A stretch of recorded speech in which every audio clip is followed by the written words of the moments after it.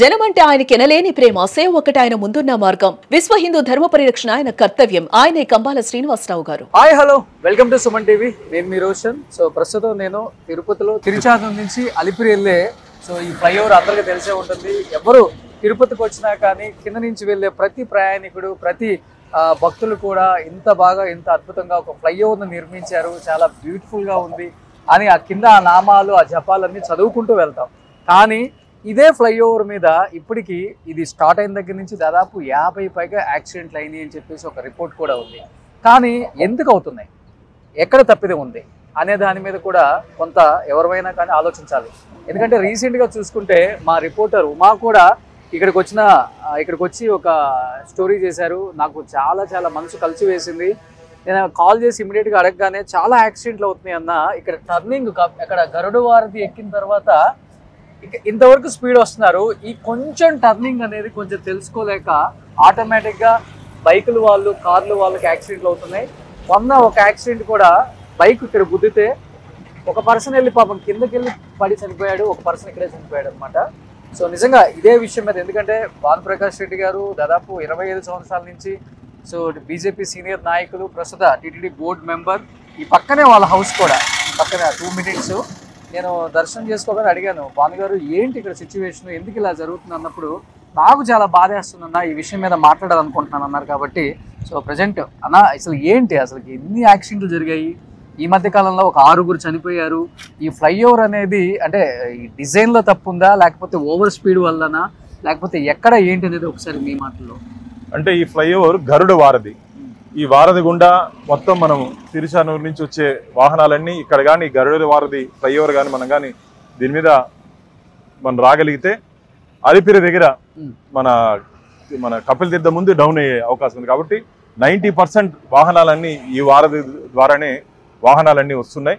కానీ దురదృష్టం, ఈ ఫ్లైఓవర్ ఓపెన్ అయినప్పటి నుంచి ఇప్పటి వరకు దాదాపు 100 పైచలకు యాక్సిడెంట్ జరిగాయి. 100 పైచలకు యాక్సిడెంట్ జరిగాయి. అందులో దాదాపు పాపము 6-7 మంది మరణించడం జరిగింది. ఎంత దురదృష్టం అంటే ఈ టర్నింగ్ లో మొన్న దాదాపు 2 బైక్లో వస్తుంటే యువకులు ఆ టర్నింగ్ లో, ఎందుకు ఇది నాకు తెలిసి ఇదేనా డిజైన్లో ఏమైనా ఫాల్ట్ ఉందా, ఒక నిపుణుల కమిటీ, ఎక్స్పర్ట్ కమిటీ దీన్ని వచ్చి స్టడీ చేయాల్సిన అవసరం ఉంది. ఆ టర్నింగ్ లో కొట్టిన తర్వాత ఎగిరి 2 కింద పడిపోయారు. దాదాపు 50 అడుగుల పైనుంచి కింద పడిపోయి, ఈ కింద పెట్రోల్ బంక్ ఉంది, ఆ పెట్రోల్ బంక్ దగ్గర ఒకరు 50 అడుగుల దూరంలో ఇక్కడ నుంచే ఆ పెట్రోల్ బంక్ దగ్గర 2 పడి చనిపోవడం జరిగింది. ఓకే, ఎంత బాధ అంటే పెట్రోల్ బంక్ ఉంటే ఎప్పటికైనా ప్రమాదం కదా, అందుకని ఎక్స్పర్ట్ కమిటీ. ఓకే, కార్ అనేది వెళ్ళి పడినప్పుడు డెఫినెట్ గా ఫైర్ అనేది ఏదైనా స్టార్ట్ అయితే పెట్రోల్ బంక్ అంటే చాలా చాలా ఇబ్బంది. ఇక్కడ నివసించే వాళ్ళు కూడా ఉన్నారు కొంతమంది, అది చాలా ప్రమాదము. అందుకనే దీని మీద ఒక ఎక్స్పర్ట్ కమిటీతో మాట్లాడాను. వారు బెంగళూరులో కేస్ స్టడీ, మొగలి ఘాట్ రోడ్ కూడా యాక్సిడెంట్ ప్రోజోన్, దాన్ని వాళ్ళు స్టడీ చేశారు. ఏ విధంగా నివారించాలి, ఏ విధంగా ఈ ప్రయాణికుల్ని భద్రత కల్పించాలని చెప్పి ముఖ్య ఉద్దేశంతో నేను మాట్లాడాను. మీ దృష్టికి కూడా ఇలాంటి సోషల్ ప్రాబ్లమ్స్ మీ దృష్టిలో పెడితే ఖచ్చితంగా దాని పరిష్కారం దొరుకుతుందని చెప్పి ఒక ఆశతో మీ దృష్టికి కూడా నేను తీసుకురావడం జరిగింది. ఈ యాక్సిడెంట్స్ అయిన తర్వాత ఈ మధ్య కాలంలో ఇవన్నీ పోలీసులు ఇవన్నీ పెట్టే ఈ సేఫ్టీ మెజర్స్ తీసుకురావడం జరిగింది. కానీ ఇది కూడా సరిపోదు ప్రస్తుతానికి. ఇంకా మీరైతే గచ్చిబౌలిలో గతంలో జరిగినట్టు యాక్సిడెంట్ ని దృష్టిలో పెట్టుకొని ఒక సేఫ్టీ మెజర్స్ దీనికి ఇంకా పైన పెంచాలి, హైట్ పెంచి ఏ విధంగా దీన్ని వాహనదారులు ఢీకొన్నా సరే వారికి భద్రత ఉండే దిశగా మనం ప్రయత్నం చేయాలి. నేను ముఖ్యంగా సుమన్ టీవీ ద్వారా వాహనదారులకు ఒకటే కోరుకుంటున్నా, దయచేసి వేగం వద్దు, ప్రాణం ముద్దు. వేగంగా వెళ్ళి స్టంట్లు చేస్తూ స్పీడ్కి వెళ్తూ మీ జీవితాలని పోగొట్టుకోవద్దండి. భగవంతుడి ఇచ్చినటువంటి అమూల్యమైన జీవితం, క్షణకాలం ఆవేశంతో మనం రైడ్ చేస్తే దాన్ని ఫలితం మన మీద ఆధారపడినటువంటి. ఇక్కడ కూడా మనకు కనిపిస్తుంది క్లియర్ గా, ప్రమాదకరమైన మలుపు ఉన్నది, నెమ్మదిగా వెళ్ళండి అని కూడా, dangerous go ahead, go slow అని కూడా పెట్టారు హెచ్చరిక. బట్ ఇవి మొన్న జరిగిన తర్వాత ఇవన్నీ తీసుకురావాలి. దీనికన్నా కొంచెం హైట్ లేపాలి. మొత్తం అక్కడి నుంచి ఆ కర్వ్ వరకు లేపితే కూడా చిన్న జరిగినా కానీ ఇక్కడ పట్టము ఏదో జరుగుతుంది. యాక్చువల్గా మీరు ఒకసారి గమనించవచ్చు, ఫ్లైఓవర్ గరుడ వారధి ఎక్కిన దగ్గర నుంచి ఒకటే లైన్ ఉంది, మ్యాక్సిమం ఎక్కిన వాళ్ళు ప్రతి ఒక్కరు కూడా 60 మీద 70 మీద 80 మీద స్పీడ్ ఉంటారు కాబట్టి ఇక్కడికి వచ్చేసరికి ఈ కరువు అర్థం కాక ఈ కరువు తిప్పుకోలేక దీనికి దీనికి రాసుకుంటూ వెళ్ళిపోయి యాక్సిడెంట్ జరుగుతుంది. మీరు ఒకసారి చూడొచ్చు క్లియర్గా ఈ కరువు అనేది. సో ఈ కరువు చూడండి ఎలా వచ్చిందో, ఇలా వచ్చింది అనమాట. ఈ కరువు వల్ల ఈ యాక్సిడెంట్ జరుగుతున్నాయి. యాక్చువల్లీ మొన్న స్పాట్లో పడిన రోజు కూడా వాళ్ళిద్దరు ఇక్కడే ఉన్నారు. కొంచెం వాళ్ళతో కూడా మాట్లాడదాం ప్లీజ్. సో ఇవన్నీ ఇప్పుడు వేసారన్నా? ఇవన్నీ ఇప్పుడు పోలీసులు జాగ్రత్తలు తీసుకున్నారు. కానీ ఒకటి, ప్రాణాలు పోయినాక జాగ్రత్తలు తీసుకునే కన్నా ప్రాణం పోకముందు జాగ్రత్తలు తీసుకుంటే బాగుంటుంది. ఖచ్చితంగా మీరు గమనిద్దాం ఆ రోజు బైక్ చూడండి ఒకసారి ఎంత వేగంగా వచ్చిందో, బైక్ మీకు క్లియర్ గా అర్థమవుతుంది. అంటే ఇక్కడ నుంచి రాసుకొని ఎంత దూరం వెళ్ళిపోయాడు చూడండి. బుల్లెట్ అది? Bullet same spot. నాకు తెలిసి ఒక సిఆర్పిఎఫ్ సిఏ కూడా చనిపోయాడు అనుకుంటా ఈ ఫ్లైఓవర్ పైన. ఒక సిఏ స్థాయి అధికారి కూడా చనిపోయారు. ఒకసారి మీరు లైన్ చూడొచ్చు ఎంత స్పీడ్ గా వచ్చి అక్కడి నుంచి స్పాట్, మొన్న జరిగిన స్పాట్ ఇది ఆల్మోస్ట్ ఒక 100 మీటర్స్ ఉంటుందా? ఓ బుల్లెట్ ఇదా? ఓ ఇది కూడా తాకి ఇలాంటి ఒక పోల్ ఉంది, పోల్ కూడా ఇరిగిపోయింది స్పాట్. అక్కడ మన పూజ చేశారు దీనికి, ఇలాంటి యాక్సిడెంట్లు జరుగుతున్నాయని. సో మీరు చూడొచ్చు టెంపుల్ ఒకటి ఉంది ఇక్కడ, ఎప్పుడు రద్దీగానే ఉంటుంది, భక్తులు వచ్చిపోతూ ఉంటారు. వినాయక స్వామి టెంపుల్ ఉంది. ఆ పక్కన చూడండి భారత్ పెట్రోల్ పంప్ ఉంది. ఎప్పుడు రద్దీగా ఉండే ఒక సర్కిల్ క్లియర్ గా అర్థమవుతుంది. సో ఇక్కడ నుంచి వెళ్ళి అక్కడ పడ్డాడు. ఇక్కడ మొన్న దాదాపు 10 రోజుల ముందు ఇక్కడ చనిపోయారు బ్లడ్ మార్క్స్. సో ఇంకా బ్లడ్ మార్క్స్ కూడా పోలేదు చూడండి మొన్న చనిపోయిన వ్యక్తిది. ఇక్కడ ఇదే స్పాటా? ఇదే స్పాట్. మీరున్నారు స్పాట్ లో? ఏంటి అంటే రావటం స్పీడ్ వచ్చారా? నుంచి ఏమైందంటే ఆ రోజు వస్తున్న సందర్భంలో మేము కింద వస్తున్న సందర్భంలో ఫోర్స్ మీద వచ్చి పిల్లలు ఫాస్ట్ రావడం వల్ల ఈ యొక్క దాన్ని పుల్ చేయడం, దాని మీద ఒక ఫోర్స్ వల్ల పడడం వల్ల ఇమీడియట్ కూడా ఇక్కడ ఒకరు వచ్చి గుడి ఏదైతే ఉందో గుడి ముందర పడారు. గుడి ముందు కూడా చనిపోయారు. ఇదే గుడి ముందర అంటే ఇటు పక్క ఈ వారం. తర్వాత ఇంకొకరు వచ్చి 50 మీటర్స్ దూరంలో అక్కడ పెట్రోల్ బంక్ ఉంది చూడండి, ఆ పెట్రోల్ బంక్ కన్నా కొద్దిగా ముందు ఇప్పుడు అక్కడ వెళ్తున్న ఆటో సందర్భంలో 50 మీటర్స్ గ్యాప్ లో అక్కడ పడారు. ఇంత దూరం నుంచి పల్టీ పడారు. చాలా హైట్, బాడీ కూడా హైట్ నుంచి వచ్చి కింద పడింది. రెండు కూడా సుమారుగా ఒక 60 to 70 ఫీట్ లేచి పడింది. 10 ఫీట్ లేదు. బుల్లెట్ ఇక్కడ ఉంది కానీ ఇద్దరు మనుషులు మాత్రం కింద పడిపోయి ఇమీడియట్ గా వాళ్ళిద్దరు కూడా విత్ ఇన్ 2 minutes లో ఇద్దరు కూడా చనిపోయారు. వాళ్ళ బోన్స్ అన్ని అంటే బోన్స్ కదలడం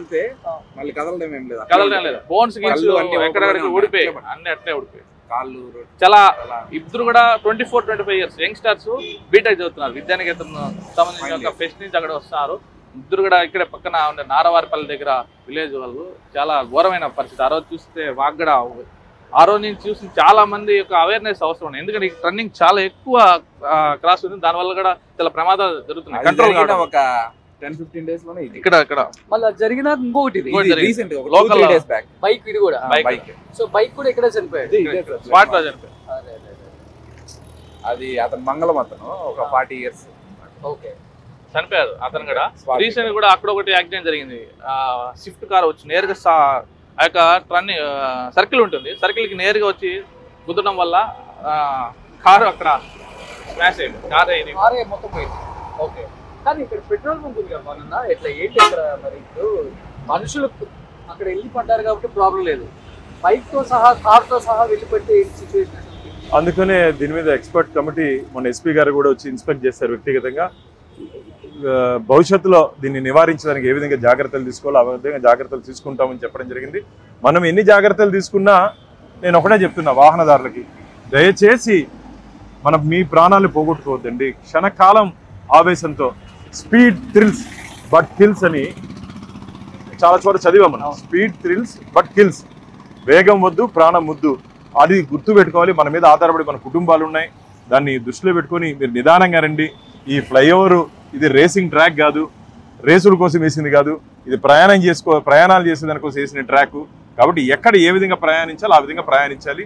కాబట్టి హెల్మెట్లు కంపల్సరీగా ధరించాలి, సేఫ్టీ మెజర్స్ తీసుకోవాలి.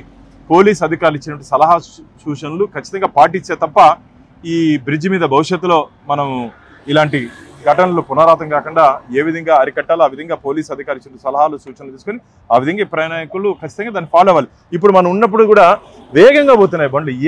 ఎందుకంత ఆవేశం? చాలా స్పీడ్, కార్లు కూడా స్పీడ్. ఎందుకంత ఆవేశము? స్పీడ్ లిమిట్ ఇక్కడ నుండి స్పీడ్ లిమిట్ 40 ఇచ్చింది పోలీస్. ఆ 40 60 మీరు ఫాలో అవ్వాలి. మీరు 60 80 100లో పోతే ఎదురుకు వచ్చిన వాళ్ళకి ప్రాబ్లము, పక్కన ఉన్న వాళ్ళకి కూడా ప్రాబ్లం. కాబట్టి దీని అన్నింటినీ దయచేసి వాహనదారులు మీరు దృష్టిలో పెట్టుకొని మీరు వాహనాలు నడిపేటప్పుడు జాగ్రత్తగా నడపండి అని చెప్పి నేను వారిని కోరుకుంటున్నాను. కానీ నిన్న పూజ కూడా చేసేసారంటే చూడండి. బట్ ఈ మధ్య కాలంలో చూస్తుంటే బస్సు యాక్సిడెంట్లు కూడా ఎక్కువైపోయాయి. సో కర్నూలు కావచ్చు, నిన్న చేవెళ్ళలో కావచ్చు, మళ్ళీ అంటే రకరకాలుగా ఈ బస్సులు ఈ మధ్య యాక్సిడెంట్లు చూస్తుంటే నిన్న ఒకే ఇంటికి సంబంధించిన 2 అమ్మాయిలు కూడా చనిపోయింది. చాలా చాలా బాధాకరంగా ఉంది.